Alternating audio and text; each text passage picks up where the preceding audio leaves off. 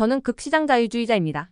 정부의 무분별한 세금 사용과 낭비는 제가 작은 정부를 주장하는 가장 큰 이유이기도 합니다. 이상한 건물을 짓는데 수백억, 수천억을 쓰는 것을 보세요.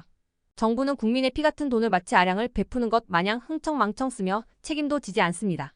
지방 국회의원들은 정부 예산 따오기 싸움을 합니다. 왼쪽 돌을 옮겨 오른쪽 돌에 옮기는 거죠. 세금을 아껴 쓰고 저축할 생각을 안 해요. 똥을 다음 담당자에게 넘겨버리죠. 공기업은 당연히 민영화를 해야 합니다. 민간 기업은 엉뚱한 곳에 돈을 쓰지 않아요. 그러면 기업이 망해서 없어질 테니까 사장이 자기 발등을 찍을 리 없죠. 법인세를 포함한 온갖 세금은 없애거나 낮추어야 합니다. 학교도 없어도 돼요. 노벨 경제학자 밀턴 프리드먼은 교육 쿠폰제를 주장합니다. 국가가 국민에게 교육 쿠폰을 주고 국민은 자기가 원하는 교육을 자유롭게 선택하는 거예요. 정부는 무엇을 국민에게 가르쳐야 할지 잘 알고 있다고 생각합니다. 이는 틀렸어요. 무엇을 배워야 할지 가장 잘 알고 있는 사람은 바로 개인입니다. 아르헨티나는 이번에 우파 정부가 수립되었죠. 수장은 극우 성향의 하비에르 밀레이입니다. 이 사람의 모든 정책을 옹호하지는 않지만 모든 것을 시장에 맡기고자 하는 그의 방향성에는 찬성합니다. 그런 제가 기본소득만큼은 찬성합니다. 기본소득은 모든 국민에게 무조건적으로 일정 비용의 돈을 지급하는 것이에요. 기본소득은 극좌의 정책에 해당하죠. 하지만 기본소득은 자유의 원칙을 가장 잘 실현할 수 있는 수단이 될 수 있어요.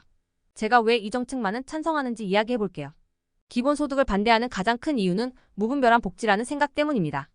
어려운 사람을 선별해서 그들만 효율적으로 도와주어야겠죠. 돈 많은 부자까지 돈을 받게 하는 기본소득은 분명 비효율적으로 보입니다. 하지만 잘 생각해보면 정부의 정책은 절대 효율적일 수가 없습니다. 복지 공무원을 뽑지 않고 그의 월급에 해당하는 돈만큼 가난한 자를 도울 수 있다면 이는 더 효율적이죠. 이런 방법이 가능한 게 기복소득이에요. 현재 극빈층이 받고 있는 복지가 기초수급인데 이는 문제가 많습니다. 이러한 복지수당은 가난한 자들을 영원히 극빈 상태에 빠지게 만듭니다. 이를 복지의 함정이라고 불러요. 복지수당은 결코 많지 않습니다. 그래서 복지수당 외에 다른 소득의 원천이 필요합니다. 그래서 노동을 해야 하는데 노동을 하면서 수입이 잡히는 순간 복지수당은 줄어들거나 끊겨버립니다. 게다가 가난한 계층이 얻을 수 있는 일자리란 것이 보잘것없고 불안정합니다. 굳이 안정된 복지수당을 두고 불안정한 일을 할 필요가 없는 거죠. 스스로를 계속해서 가난한 상태로 만들어야 하는 거예요. 그래도 직업을 구하려는 이들이 있습니다. 사장들은 복지수당을 받는 자들을 채용할 때 이들의 약점을 잘 알고 있어요. 그래서 비인간적으로 다루죠. 그래도 대들 수가 없어요. 신고되는 순간 복지수당이 사라지게 될 테니까요. 이것을 고용의 함정이라고 합니다. 기본소득이 주어진다면 비인간적인 처우에 당당히 대처할 수가 있겠죠. 가난하지 않은 일반인들도 마찬가지예요. 보통 이들은 대기업에 들어가기 위해 혈안입니다. 기본소득이 주어진다면 꼭 대기업이 아니더라도 직업을 구하는 데 있어서 자율성이 높아지겠죠. 새로운 도전을 해볼 용기를 만들어줍니다. 어떤 사람은 가난한 자에게 돈을 쥐어주면 술만 사 먹기 때문에 현금이 아닌 현물로 복지를 해야 한다고 생각합니다. 하지만 술을 먹고 싶은 사람은 현물을 술과 바꾸어 먹습니다. 당근마켓과 같은 2차 시장이 형성돼요. 술을 먹을 사람은 어떻게 해서든 먹을 것입니다. 기본소득을 쥐어주고 술을 먹든 밥을 먹든 상관하지 말자고요. 이는 개인의 자유니까요. 그리고 가난한 자들이 술을 사 먹을 것이라 현물을 주자는 생각은 엘리트 마인드입니다. 가난한 자는 못 배워서 올바른 선택을 할 수 없을 것이라는 우월의식을 바탕에 두고 있어요. 오만한 생각이죠. 복지 공무원이 쌀이나 김치를 사서 이 집 저 집 배달하는 모습을 상상해보세요. 얼마나 비효율적입니까? 기본소득을 찬성하는 가장 큰 이유는 바로 공무원의 비효율적 업무 방식 때문입니다.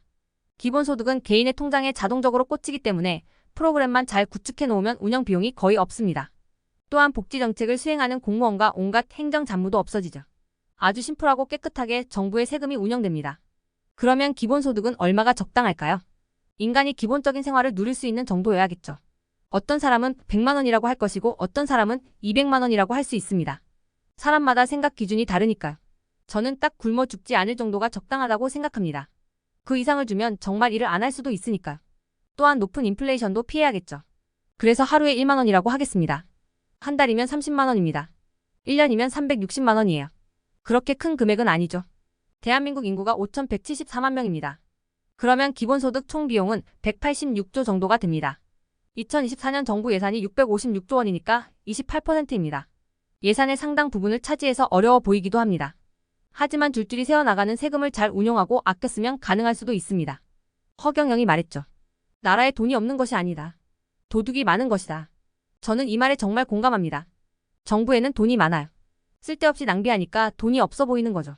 다 국민들 호주머니에서 나온 돈인데 공중분해가 되고 있어요. 차라리 그 돈을 국민들 호주머니에 다시 넣어주는 게 훨씬 낫습니다. 여러분은 기본소득에 대해 어떻게 생각하세요? 댓글을 남겨주세요. 그리고 좋아요, 구독, 알림 설정 부탁드려요.